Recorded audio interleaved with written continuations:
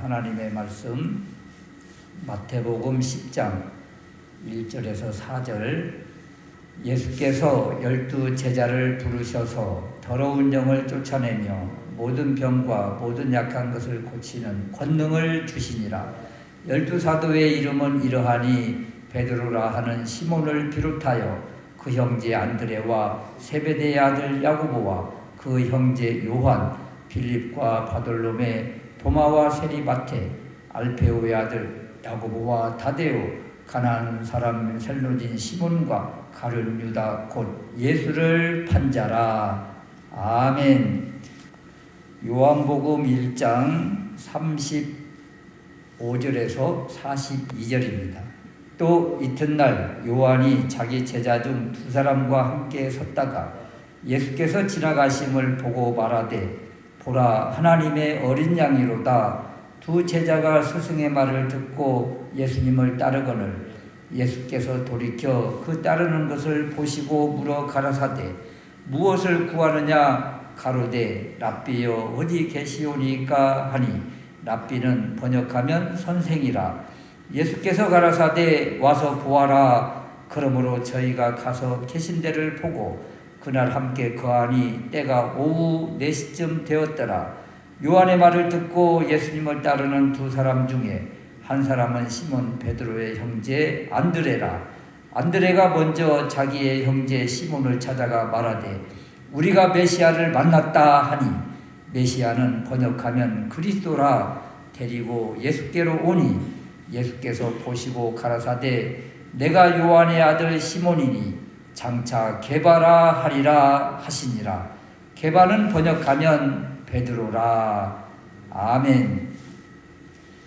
12 제자 가운데 3번째 그 안드레에 대해서 말씀을 드리려고 합니다. 안드레 그러면 조용한 인도자 또는 힘이 없는 듯 하지만 힘이 있는 내조자 같은 사람, 안드레라고 합니다. 그래서 안드레를 통해서 우리가 다시 한번 제자들을 깨달아야 되겠는데요. 지난 주일 점심시간 때 그 한우리하고 여우리하고 그 말씨름을 하더라고요. 누군가가 한우리에게 나는 딸 같은 아들이라고 했어. 그러고 여우리에게는 아들 같은 딸이래. 그랬는데 이 비유가 그 여우리는 마음에 안 든 거예요. 왜 나를 아들같이 있다고 그러느냐. 나는 딸인데. 그래서 이렇게 말씨름을 좀 하던데요.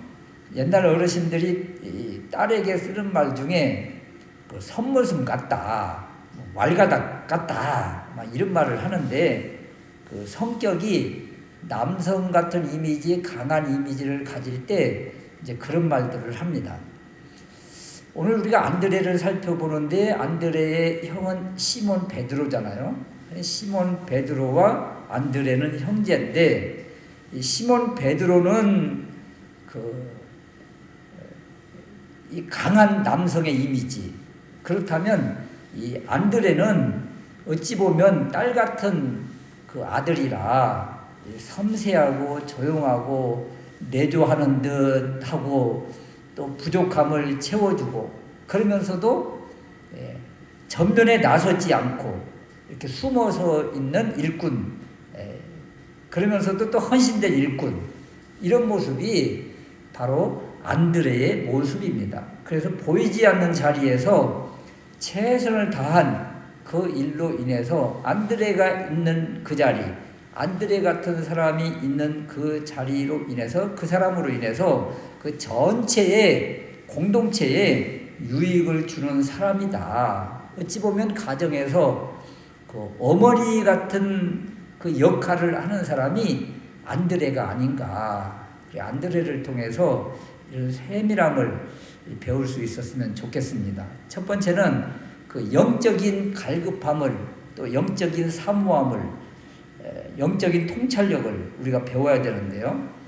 안드레가 처음 등장하는 곳이 우리가 읽었던 그 요한복음 1장 35절에서 37절 말씀인데 세례 요한이 예수님에게 세례를 베풀어요. 이때 성령께서 비둘기같이 하늘에서 내려와서 예수님 위에 머물렀지요. 이 모습을 보고 세례 요한은 예수님이 하나님의 아들인 줄 알았습니다. 그리고 세례를 베푼 다음 날 예수님이 이렇게 지나가시는 것을 보고 세례 요한이 외치는 거예요. 보라, 하나님의 어린 양이로다. 이때 요한의 제자 두 사람이 있었는데 그 중에 한 사람이 바로 안드레예요. 이 말을 들은 두 제자가 이제 이때부터 예수님을 따르기 시작합니다. 한 사람은 누군지 정확한 이름을 밝히지 않지만 한 사람은 안드레예요. 세례 요한의 제자였다가 세례 요한이 하나님의 어린 양이다, 이 예수님을 향해서 알려주자 스승님인 이 세례 요한을 뒤로 하고 바로 예수님을 따르는 거예요. 이 모습이 바로 영적인 통찰력과 분별력이라 누군가가 이렇게 알려줄 때 그 부분을 바로 진단하고 바로 깨닫고 바로 따르는 이런 모습을 보여주고 있다. 사실 안드레는 세례 요한의 제자라고 지금 소개를 하고 있잖아요. 그러니까 예수님 공생의 시작 전에 세례 요한의 제자가 되어서 그 SNF파 군당 공동체에 속해서 이렇게 늘 기도하는 이런 사람이었던 것이죠. 그래서 요한복음 1장 35절에 요한이 자기 제자 중 두 사람과 함께 서 있었다. 이것이 바로 안드레를 말하는 것 아닙니까? 그러니까 안드레는 세례 요한과 같이 늘 함께하는 그런 사람이었다. 이것이 바로 영적인 몸부림, 영적인 갈급함이 있으니까 이렇게 따르는 거예요. 기도하는 세례 요한의 제자가 되었었지만 세례 요한, 이 스승님이 저기 메시아 그리스도가 바로 저 예수시다, 이 부분을 소개해 주니까 곧바로 이제 메시아 그리스도 주님을 따르는 모습으로 나와요. 이런 모습이 이제 영적인 분별력과 판단력과 빠른 그 실행의 모습을 보여주고 있는 거예요. 사실 세례 요한의 제자였다가 저분이 메시아다 해서 쉽게 이렇게 갈아타는 것, 이제 스승을 바꾸는 것이잖아요. 이것이 쉽지가 않아요. 왜냐하면 오랫동안 인간적인 관계성 속에서 서로 교제하고 따르고 있다가 다른 분이 이렇게 나섰다고 해서 쉽게 이렇게 따르는 것이 쉽지가 않다. 대부분은 머뭇거리고 또 인정에 끌리고 또 우유부단하게 쉽게 결정하지 못하는데 안드레 같은 경우는 즉각적으로 바로 행동에 옮기더라. 이런 모습이 바로 영적인 지각이 있었고 영적인 갈급함이 있었고 또 영적인 판단력, 분별력 이런 것들이 있으니까 이렇게 곧바로 주님을 따르게 되더라, 이런 것입니다. 두 번째 안드레를 통해서 살펴볼 말씀은 자기 혼자만 믿는 것이 아니라 또 주변에 있는 사람을 소개하는 이런 중개자의 역할을 잘 감당하더라, 이런 거예요. 요한복음 1장 41절 말씀에 보면 안드레가 먼저 자기의 형제 시몬을 찾아가서 우리가 메시아를 만났다, 그리스도를 만났다 하면서 즉시 형 시몬을 예수님께 데리고 갑니다. 이 모습이 바로 안드레의 참 장점이에요. 자기 혼자만 그리스도를 따르지 않고 가장 가까운 시몬 베드로의 형을 끌고 바로 인도해서 예수님께 안내를 하더라. 이러한 모습이 바로 안드레의 큰 장점이고 우리가 배워야 될 것이다, 이런 거예요. 후에 형 시몬 베드로는 어때요? 예수님의 수제자가 되고 사도행전에서 그 베드로의 행적을 보면 베드로가 설교할 때 3,000명, 5,000명이 회개하고 돌아오는 놀라운 일이 일어났어요. 그래서 베드로는 굉장히 이렇게 쉽게 말하면 높임을 받고 성공한 이러한 모습을 보이는 데에 반해서 안드레는 보이지 않는 사람이었어요. 그렇지만 안드레를 빼고 어떻게 시몬 베드로가 나올 수가 있었겠어요? 시몬 베드로를 이끌어서 예수님께 이끈 사람이 바로 안드레라, 이런 것이죠. 그 자신은 보이지 않는 자리에 있고 베드로는 많은 사람의 환호 속 가운데 있지만 그럼에도 불구하고 그 어디에도 불만하고 불평하는 모습이 없더라. 이런 모습이 바로 안드레를 통해서 우리가 배워야 될 제자도의 하나의 모습이라. 이 안드레는 그래서 보이지 않는 제자라, 이렇게 많이들 이야기를 합니다. 사실 이 땅에서 안드레는 보이지 않지만 안드레를 통해서 시몬 베드로가 예수님께 인도되고 이름으로 인해서 저 천성에서 안드레의 상급은 얼마나 크겠어요. 베드로와 똑같은 그런 상급을 받지 않겠는가. 19세기 최고의 부흥사하면 무디인데 무디를 전도한 사람이 누구예요? 가려져 있잖아요. 주일학교 담임이었던 그 에드워드 킴벌 선생님이 구두가게에 신방하면서 복음을 전하고 종이 쪽지 하나를 주었다고 그러지 않습니까? 무디가 그 종이를 받아서 다 펼쳐봤는데 요한복음 1장 12절의 말씀이라, 영접하느니 곧 그 이름을 믿는 이에게는 하나님의 자녀가 되는 권세를 주셨으니, 이 말씀을 딱 받은 무디가 그래 나는 하나님의 자녀다 이렇게 선포하고 그날 하나님의 큰 은혜가 임하고, 그리고 후에 이렇게 위대한 전도자 부흥사 무디로 쓰임받는 계기가 되었다. 이렇게 무디를 이렇게 주님께 인도한 사람이 누구예요? 에드워드 킴벌이죠. 그래서 이렇게 보이지 않는 어떤 한 사람의 인도, 그 사람을 통해서 이런 큰 일꾼, 믿음의 용사들이 나오더라, 이런 거예요. 이러한 일에 안드레 같은 사람, 또 에드워드 킴벌 같은 사람, 이런 사람을 통해서 큰 일꾼들이 나타나더라는 거예요. 그래서 안드레를 통해서 우리가 배워야 될 교훈이 바로 시편 126편 5절에서 6절에 있는 말씀, 눈물을 흘리며 씨를 뿌리는 자는 기쁨으로 거두리로다. 울며 씨를 뿌리러 나가는 자는 반드시 기쁨으로 그 곡식단을 가지고 돌아오리로다. 안드레가 인도한 시몬 베드로가 당시에는 누가 이렇게 생각을 했겠어요? 무디를 누가 이렇게 생각을 했겠어요? 그렇지만 큰 열매를 맺었고, 이 열매의 상은 천국에서 이 인도한 안드레에게 그리고 에드워드 킴벌에게 그대로 임하지 않겠는가. 그래서 이 안드레를 바라볼 때 안드레는 이렇게 중개자의 역할을 잘 감당했다.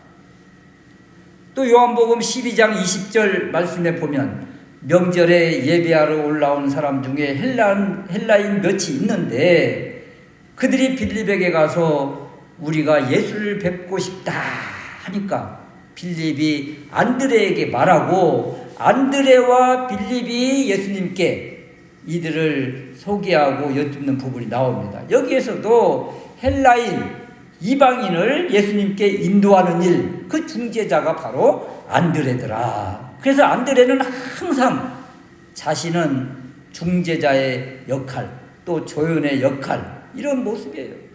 그 주역은 따로 있고 자신은 항상 이렇게 조연의 자리에서 자신의 맡은 바 사명을 잘 감당하더라. 이런 모습이 바로 안드레의 모습입니다. 우리가 축구 경기를 하다 보면 골 넣는 그 사람만 다 높임을 받는 경우가 많은데 그 어시스트 한 사람이 있잖아요. 골 넣는데 돕는 사람이 있었잖아요. 그래서 이런 골 넣는데 돕는 사람, 이런 사람이 바로 안드레 같은 사람이라. 그래 이런 사람을 통해서 그 공동체가 세워지는 것이고 또 그 공동체에서 큰 일꾼이 나오는 것이라. 그래서 많은 이들이 안드레를 룰 모델로 삼고 좋아하는 사람들이 많은 것입니다. 그래서 안드레의 이런 모습을 우리도 좀 닮았으면 좋겠다. 세 번째는 이것이 필요가 있을까? 이것이 무슨 큰 힘이 될까? 이런 것들을 그냥 흘려버리지 않고 주님께 맡기는 사람이 또 안드레예요. 예수님이 행하신 기적이 수도 없이 많지만 사람들 이미지 중에 가장 크게 기억되는 것 중에 하나가 있다면 바로 오병이어의 사건 아니겠습니까? 그 오병이어의 사건이 나온 성경을 보면 마태복음 14장, 마가복음 6장, 누가복음 9장, 요한복음 6장 이 사복음서에 다 기록되어 있는 사건이에요. 그런데 어린아이가 가지고 온 도시락 그 오병이어를 예수님께로 가져온 사람이 누구인지를 소개하는 곳이 바로 요한복음 6장입니다. 요한복음 6장에 이 오병이어의 사건이 기록되어 있는데 우리 주님께서 이렇게 말씀하세요. 이 큰 무리들에게 어디서 떡을 사서 먹이겠느냐. 예수님이 빌립에게 이런 질문을 하시는 거예요. 빌립이 이렇게 대답합니다. 각 사람에게 조금씩 받게 할지라도 200데나리온의 떡이 부족하리이다. 200데나리온. 1데나리온이 노동자 하루 품삯의 값이니까 오늘날로 보면 뭐 10만 원만 받아도 생각을 해도 거의 한 2천만 원의 이 자금이 필요하다는 거예요. 불가능하다는 거죠. 지금 현 상황 속에서. 그런데 이때 안드레가 여기 한 아이가 가지고 있는 보리떡 5개와 물고기 2마리가 있습니다. 이 작은 것이지만 이것을 예수님께 드리는 모습, 이 모습이 바로 안드레의 모습이에요. 빌립은 계산적이고 실용적이고 현실적인 모습이지만 안드레는 계산하지 않습니다. 일단 주님 손에 맡기는 거예요. 주님께 가져오는 거예요. 주님 손에 들려지면 그 다음은 주님이 하실 일이다. 그리고 놀라운 일이 일어나지 않았습니까? 오병이어의 기적. 어린아이 도시락 그 하나이지만 이것을 주님 손에 맡기는 이가 바로 중재자 안드레라. 이것 가지고 뭘 하겠어. 뒤로 던지거나 포기하지 않고 이것부터 하는 거예요. 이 작은 것이 쌓여서 큰 산을 이루는 것이고 이 작은 것이 주님 손에 들려지면 상상할 수 없는 큰 기적으로 큰 은혜로 되돌아오는 것. 이 일의 시작을 바로 안드레가 한 것입니다. 나 한 사람 무슨 힘이 될까? 이렇게 생각하는 경우가 많지만 아닙니다. 이 작은 한 사람을 통해서 또 작은 것 그 하나를 통해서 이것이 바로 큰 복을 여는 바로 열쇠라. 그래서 주인공이 아니라고 누가 높여주지 않는다고 누가 알아주지 않는다고 낙심할 것이 아니라 이러한 일에 쓰임받는 도구가 되자. 바로 안드레가 그런 사람이에요. 안드레가 한 이 일, 작은 일 같지만 주님이 아시고 복의 도구, 복의 통로로 사용을 하시더라. 그래서 우리도 주님 손에 붙잡혀서 쓰임받는 일꾼이 되어야 되겠고 작은 것이지만 그것을 주님께 인도하고 또 맡기는 그런 믿음을 통해서 우리 주님께서 오병이의 기적과 같은 그런 놀라운 은혜, 큰 기적을 베풀어 주신다. 이런 일에 안드레가 쓰임 받았던 것처럼 우리도 작은 일부터 주님 앞에 헌신하고 충성하는 우리 모두가 될 수 있으시기를 주님의 이름으로 축원합니다. 아멘.